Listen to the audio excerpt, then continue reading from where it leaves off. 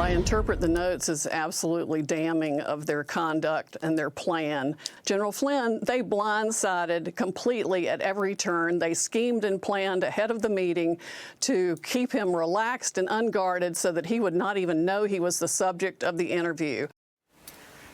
Let's bring in Kellyanne Conway, counselor to the president. Kellyanne, good morning to you. Good morning. Good morning. So the president was hitting around that he was going to pardon back in March. He said, so now it is reported that after destroying his life and the life of his wonderful family and many others also, the FBI, working in conjunction with the Justice Department, has lost the records of General Michael Flynn. How convenient. I am strongly considering a full pardon. Well, if this is true, and we do have the records, we have a handwritten note with all of the things that they wanted to do. They were going to walk into the White House. They were going to force him to lie so they could prosecute him or get him fired. What's your reaction and what's the president's reaction this morning?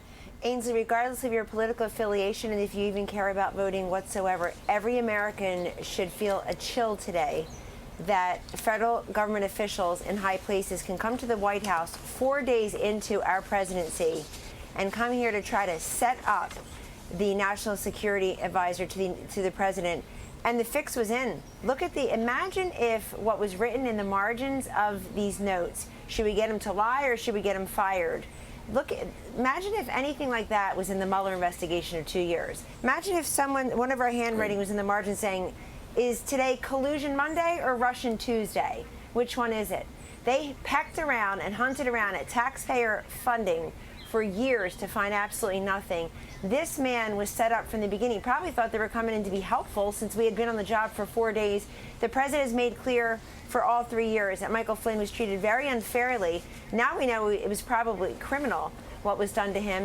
And may I just add that the man had a 3-decade-plus career in the United States military, and he came here ready to serve his country, was gone within days, and now we see the fix was in from the previous administration's people.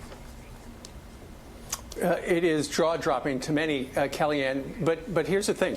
While those notes were referring to a meeting they were going to have with Mr. Flynn before the president was inaugurated, for the last 3+ years, this has been Donald Trump's Department of Justice.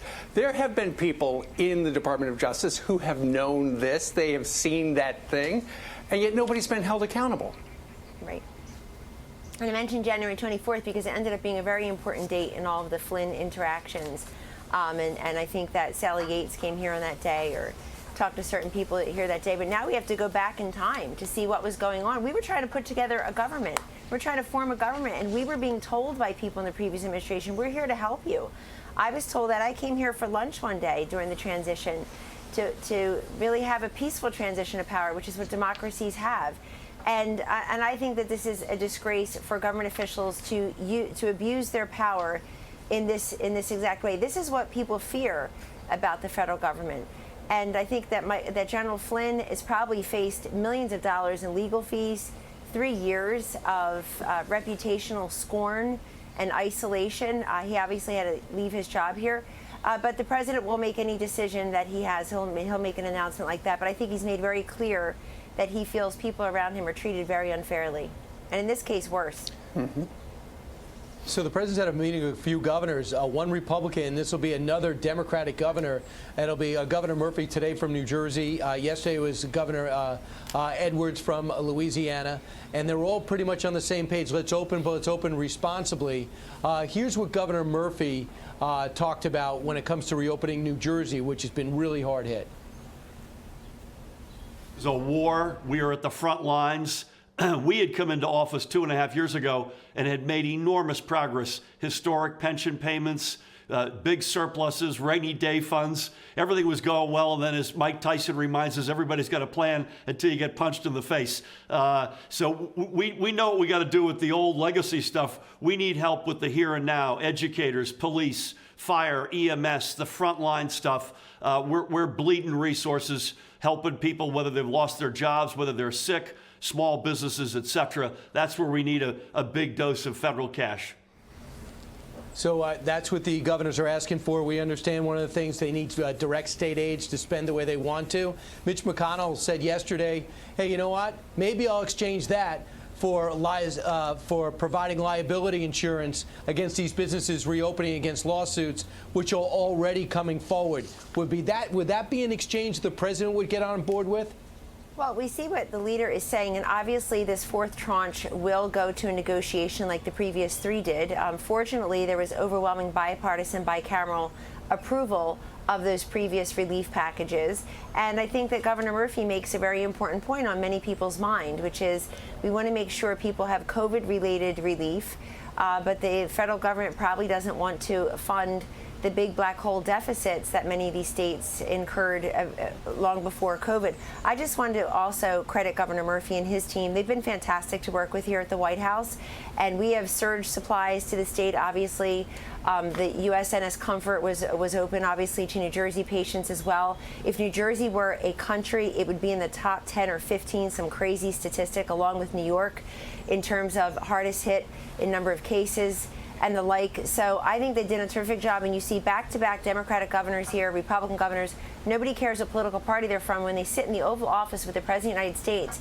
And not only do they exchange pleasantries about all of the supplies that have been provided and the collaboration that we've had, but looking forward, how do you reopen? I think these governors are super smart to either come to the White House and or present their plans for reopening to our medical and financial experts at the White House, to look for guidance, to actually say, does this look like it's going in the right direction? What would you think about this mechanism? We know testing is a big issue everywhere. That's why we've surged our testing capacity enormously, but that's a work in progress. We'll continue to do that. There are all types of tests now, too. And, you know, Rutgers has that saliva test. But I think just like the sports teams, you're on the phone with the professional sports team 2 days ago, if they present their plans and get some guidance along the way, then they have a shot also for the economic, emotional reopening of our great sport. So it's great to keep collaborating with the White House. We're in a medical and financial crises at the same time, and we're navigating them. Yeah. Today, the president has a big event with seniors at about 4 o'clock in the East Room. That'll be an exciting event as well about all we are doing for our elderly. Good deal. Thank you so much, Kellyanne. Thank you. Have a great day. You too.